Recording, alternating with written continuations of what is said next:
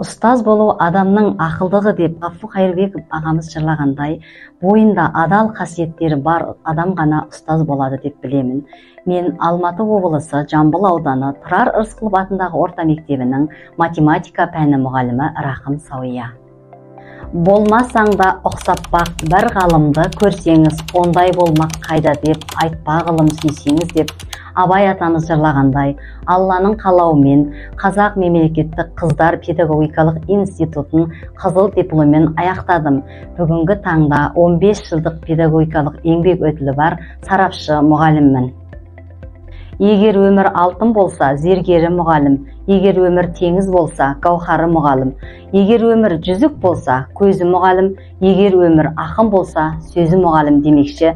Бүгінгі таңда Ильяс Жансүгіров атындағы Жетісу мемлекеттік университетінде математика пәні бойынша 2-ші курс магистрантымын. Педагогикалық ұстанымым: мен үшін жақсы мұғалім бәрінен де артық, өйткені мұғалім мектептің жүрегі. Сабақ беру жай ғана үйреншікті шеберлік емес, ол жаңадан жаңа табатын өнер.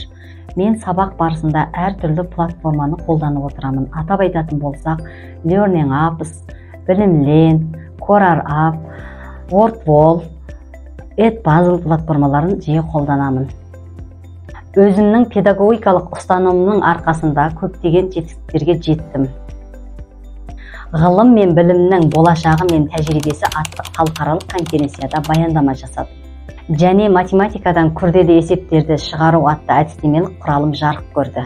Оқушыларым Ақбота, Кенгуру пән олимпиадасынан және аудандық пән олимпиадаларынан 1-ші, 2-ші дәрежелі дипломдармен марапатталды.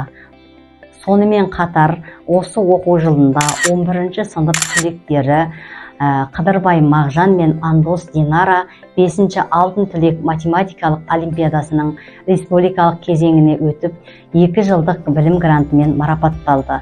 Және 10-ші сынып оқушысы Құлманбет Арайлым 2-ші дәрежелі дипломмен марапатталды. 2022 жылы Алматы облысы білім басқармасы 2 бірдей құрмет грамотасымен марапаттады.